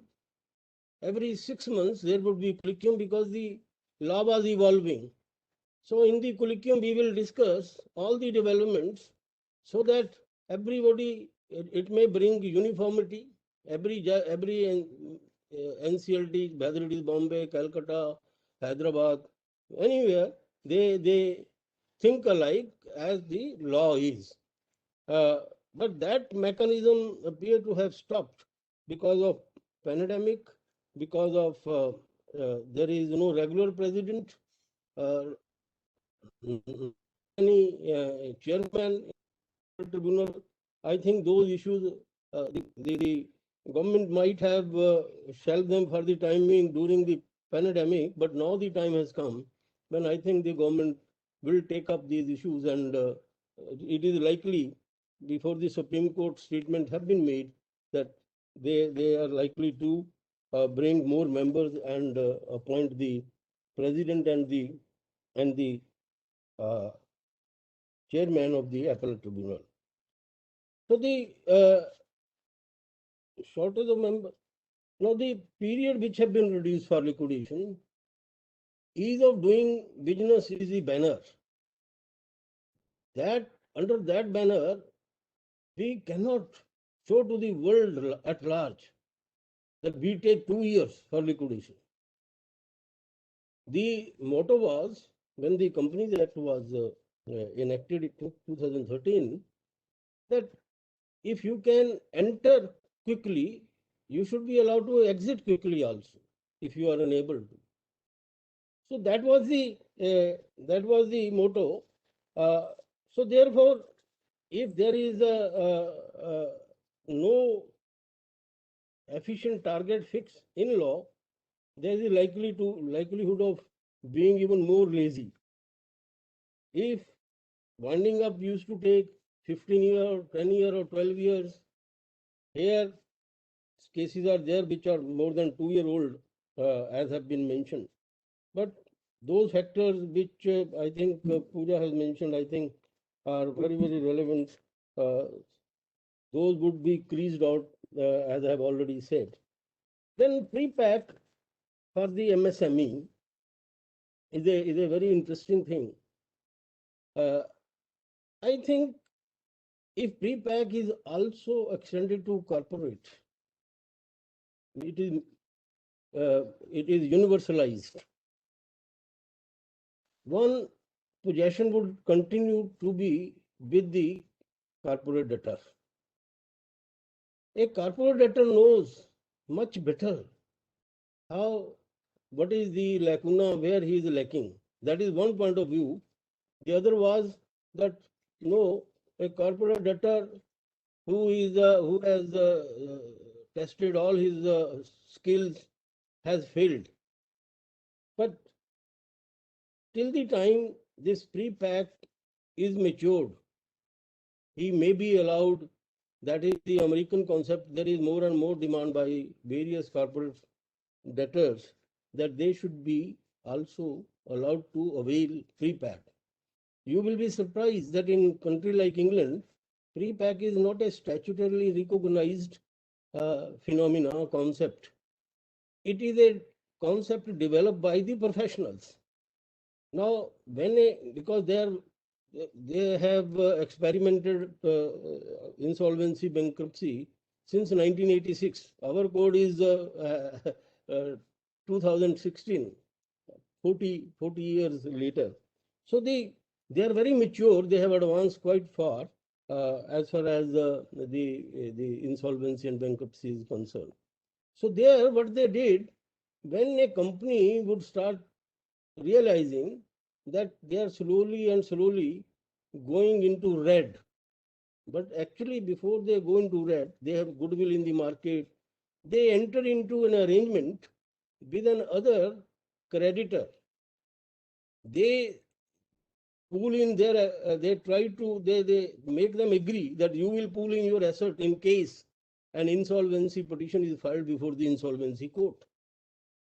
And the day insolvency petition is filed, administrator is appointed. They revive that arrangement. They bring in the new entrepreneur, 50%, 75%, or 100%, whatever that arrangement is, and pre-pack is given effect. We are now in, by extending to MSME by ordinance, we have now recognized that concept here in India.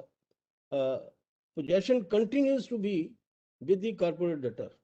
So this may be one method of assuaging the feeling of the corporate debtor who are saying that they did not have the chance to rebuild the company. 230, Section 230 scheme, etc. They can always evolve. There is no problem about that.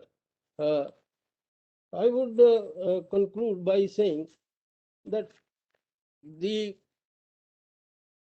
government should do something to protect the entrepreneur who have faced the CIRP process, who might have faced Section 66, the promoters, because the type of skill which they build, an entrepreneur you can't build in a day or two. It takes 20-25 years. Today, the position is a number of entrepreneurs who have undergone CIRB process or liquidation, they are not given loan. They are ineligible. CIBIL doesn't certify their name. Those people are in dismay.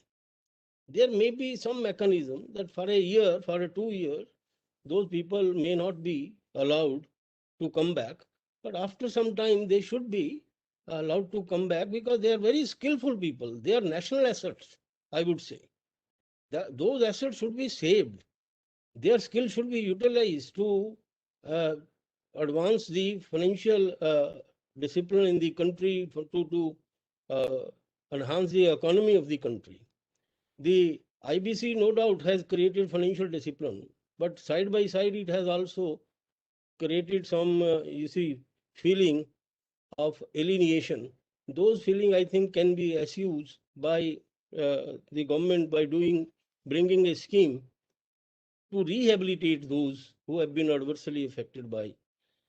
I am, Anilji, I am very grateful to you for granting me this opportunity to express my view on these issues.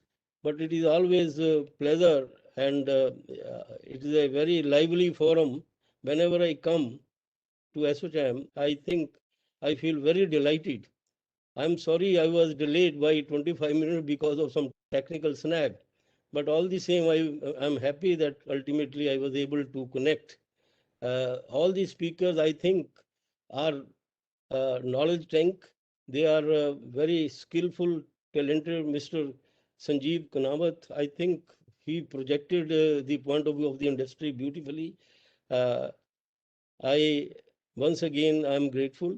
Thank you so much. Great, sir. Thank you very much. It was, in fact, the great opportunity for all of us that while everyone was speaking, Honorable Justice M.M. Kumar was listening. It was definitely an honor for all of us. And finally, the way you have concluded it, and I think that actually is conveying a great message to this entire profession. When 2,000 cases can be done by a High Court judge, and the NCLT can also do something better. That is one very, very important part. And Section 128 of the co-extensiveness. All this is the kind of perspective that you have given for entrepreneurs. And as rightly somebody said, that we are calling the film actresses, we are calling as stars. And in fact, they should be called as entertainers, and the entrepreneurs should be called as stars. This was the perspective given by some of the new minister. This is something which is very important. If the country can start respecting entrepreneur, that actually would bring this country's economy matching with the developed economies of the world. This is a very, very important observation Justice M.M. Kumar has given today. Various hurdles that we have pointed out, all the speakers have pointed out various hurdles in the insolvency process that is being listed, and we will try to forward it to the respective authorities so that the appropriate solutions can be deliberated and can be found. The entire process of this discussion, although we are late by 11 minutes, but I tried to conclude within the stipulated time. Dr. Rajesh Singh, the Deputy Director, was supposed to give vote of thanks, but he somehow has to go for some urgent meeting. So this also I have to perform this, that I have formally say thanks to first to Honorable Justice M.M. Kumar. As he actually has observed all of us, concluded everything in the webinar and spared time. It was honor for all of us. I thank each and every panelist. I thank specifically to our knowledge partner, CRISIL Rating, Nitesh Jain. They have contributed a lot by way of that particular PPT that they've made. It was a nice PPT. It was a very well presented PPT. The contribution by everyone was wonderful. Thanks to all the participants who actually stayed with us, glued with us for more than 2 hours. And it was a wonderful experience for me and for everyone. Thank you very much. With this, we would like to conclude the webinar. And this is a series. So we would have the other series, and we definitely would like to cover more and more subjects. Although these subjects would not be repeated, but at the end of it, I think this ASSOCHAM's effort would bring some kind of sensitivity in the issues which are plaguing the entire process of IBC. Thank you very much all. Thank you, sir, Justice M.M. Kumar. Thank you all the participants. Thank you, sir. We conclude this session. Thank you. Thank you, Justice Kumar and everyone. Thank you. Thank you, everyone. Thank you, everybody. Thank you. I think it's done.